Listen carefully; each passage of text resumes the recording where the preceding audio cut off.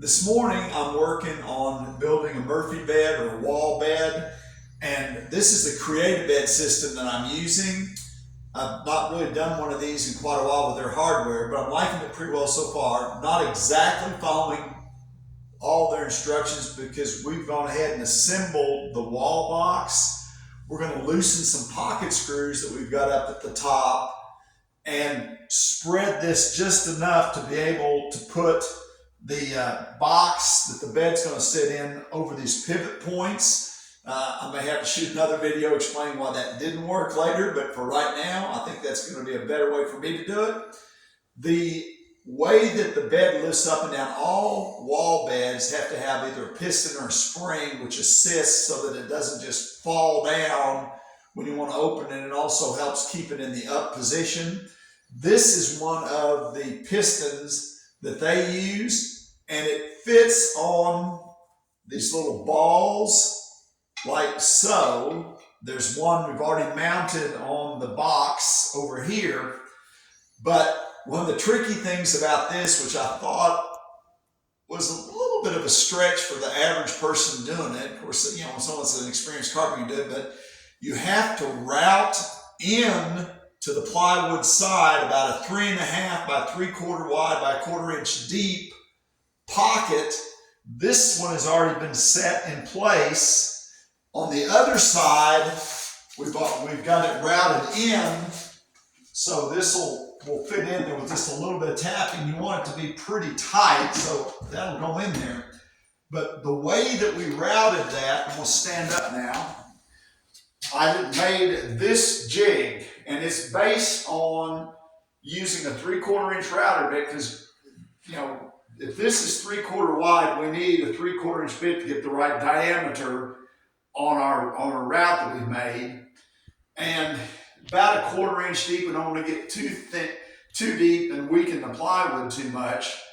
So the way that I created this, I had a bit that was pretty long. I just went to the shop and got the bit I've got. That's a 3/4 bit with a 3/4 bearing above it. But I really like using bits where the bearing is going to guide the cut. And the reason for that is I get to make this hole in my jig exactly the size of the cut I want to make.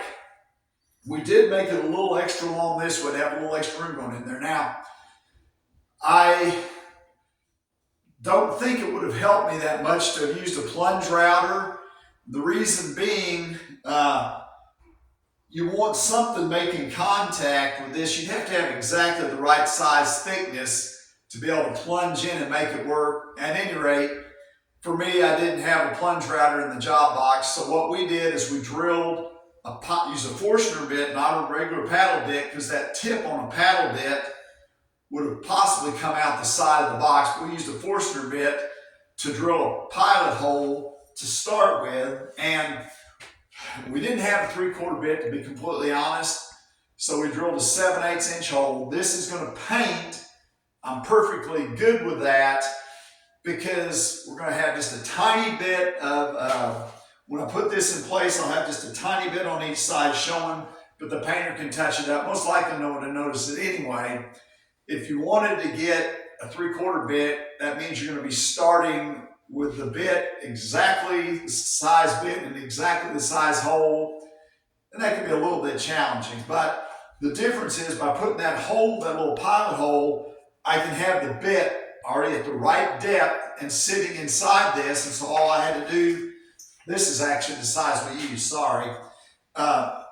You know, another good thing about needing that longer bit is it made it easy for me to create a jig because we simply lapped over using 3/4 plywood, and we could just fine tune the width by putting the piece in there and tapping this over. Of course, we tried it a couple times on a piece of plywood to make sure everything's good, but what we did, once I had it marked out, simply used some headless pins to hold this jig in place, put the router in place with the bit in that pilot hole, and made the cut. So now we're going to be ready to install this, and then we're going to see whether or not I made the right decision assembling the cabinet box. If it doesn't work out, I'll let you know with another video.